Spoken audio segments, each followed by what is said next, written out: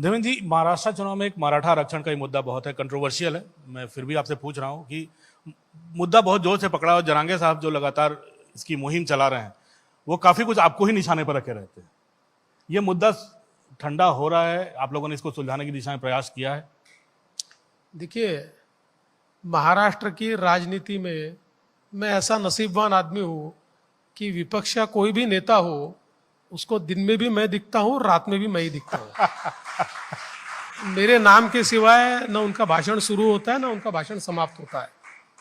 जहां तक मराठा आरक्षण की इस सारी मुहिम का सवाल है, तो हमारी सरकार ने मराठा समाज को 10% आरक्षण दिया है और वो कंटिन्यूड है। हाँ, वो चैलेंज हुआ है लेकिन कोर्ट ने उसके ऊपर स्टे नहीं दिया है। और अभी हम लोगों ने इतने बड़े पैमाने पर हमारे यहाँ पर एक ड्राइव लिया लोगों को रिक्रूट करने का। ये सारे रिक्रूटमेंट ड्राइव में 10% मराठा आरक्षण हमने रखा। अभी जितना हमारे एडमिशन हुए उसमें भी 10% रखा। अब उनकी जो मांग है वो मांग ये है कि मराठा समाज को ओबीसी में आप आरक्षण दीजिए।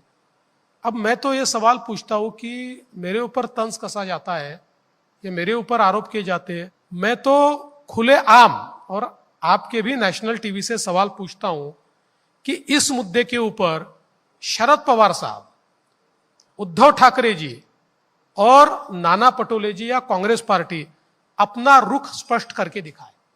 अगर उनमें हिम्मत है, मैं चैलेंज देता हूं, अगर उनमें हिम्मत है तो वो खुलेआम ये बताए कि भाई मराठा समाज को ओबीसी में लिया जाए।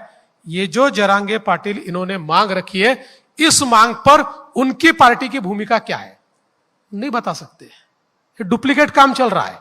मराठा समाज को एक प्रकार से ये लोग सब बरगलाने का काम कर रहे हैं और मैं ऐसा मानता हूं कि ये सारी चीजें धीरे धीरे मराठा समाज को भी समझ रही है।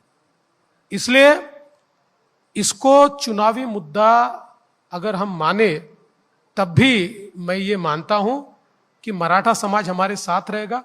जब मैं मुख्यमंत्री था तब हम लोगों ने मराठा समाज के लिए अन्ना साहेब पाटिल आर्थिक विकास महामंडल तैयार किया था।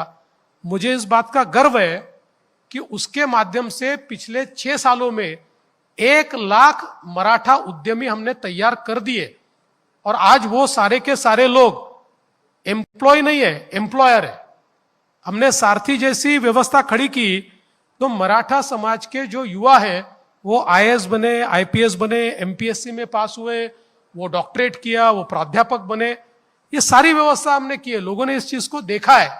तो मुझे लगता है कि अभी जिस प्रकार से जरांगे पाटिल के पीछे छुपकर हमारे विरोधी तीर चलाना चाहते, ज्यादा समय चला पाएंगे ऐसा मुझे लगता नहीं है।